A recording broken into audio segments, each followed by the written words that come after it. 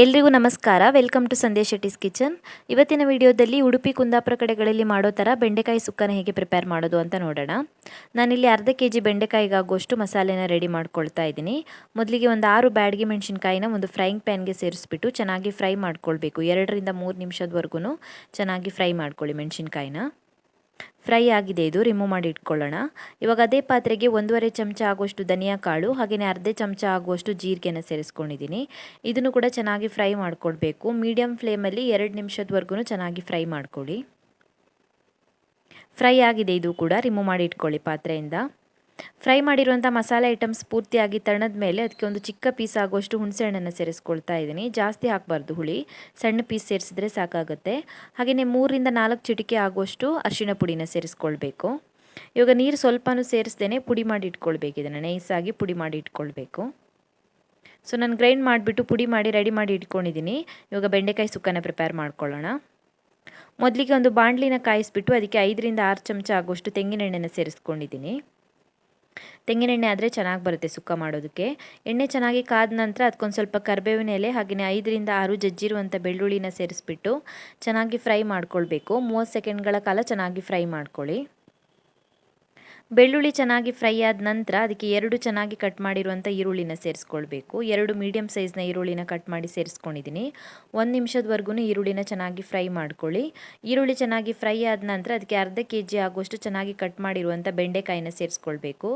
ಬೆಂಡೆಕಾಯಿನ cut ಮಾಡೋಕ್ಕಿಂತ ಮುಂಚೆ ಚೆನ್ನಾಗಿ ತೊಳೆದ್ಬಿಟ್ಟು ಅದರ ನೀರೆಲ್ಲ ಒರೆಸ್ಕೊಳ್ಬೇಕು. ನೀರಿನ ಅಂಶ ಸ್ವಲ್ಪನೂ ಇರಬಾರ್ದು. ನೀರಿನ ಅಂಶ ಇದ್ದರೆ ಲೋಳೆ ಲೋಳೆ ಅನಿಸುತ್ತೆ. ಚೆನ್ನಾಗಿ ಮಿಕ್ಸ್ ಮಾಡ್ಕೊಳ್ಳಿ ಈರುಳ್ಳಿ ಜೊತೆ. ಚೆನ್ನಾಗಿ ಫ್ರೈ ಮಾಡ್ಕೊಳ್ಳಿ. ಓಪನಲ್ಲಿ ಇಟ್ಬಿಟ್ಟು 1 ನಿಮಿಷದವರೆಗೂ ಚೆನ್ನಾಗಿ ಫ್ರೈ ಮಾಡ್ಕೊಳ್ಳಿ ಬೆಂಡೆಕಾಯಿನ. ನೀರೇನು ಸೇರಿಸೋದು ಬೇಡ, ಹಾಗೆಯೇ ಫ್ರೈ ಮಾಡ್ಕೊಳ್ಳಿ ಎಣ್ಣೆನಲ್ಲಿನೇ. 1 ನಿಮಿಷ ಫ್ರೈ ಮಾಡಿದ ನಂತರ ಇದಕ್ಕೆ ರುಚಿಗೆ ತಕ್ಕಷ್ಟು ಉಪ್ಪನ್ನು ಸೇರಿಸ್ಕೊಳ್ಳಿ. ಬೆಂಡೆಕಾಯಿಗೆ ಎಷ್ಟು ಉಪ್ಪು ಬೇಕೋ ಅಷ್ಟು ಉಪ್ಪನ್ನು ಸೇರಿಸ್ಕೊಳ್ಳಿ.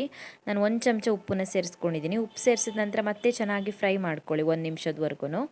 1 ನಿಮಿಷ ಫ್ರೈ ಮಾಡ್ಕೊಂಡ ನಂತರ ಮುಚ್ಚಳನ ಮುಚ್ಚಿಬಿಟ್ಟು ಬೇಯಿಸ್ಕೊಳ್ಬೇಕು ಪೂರ್ತಿ ಬೇಯೋವರೆಗೂ. ಪ್ರತಿ 2 ನಿಮಿಷಕ್ಕೊಂದ್ಸಲನೂ ಮುಚ್ಚಳನ ಓಪನ್ ಮಾಡಿ ಒಂದ್ಸಲ ಮಿಕ್ಸ್ ಮಾಡಿ ಮತ್ತೆ ಬೇಯಿಸ್ಕೊಳ್ಳಿ.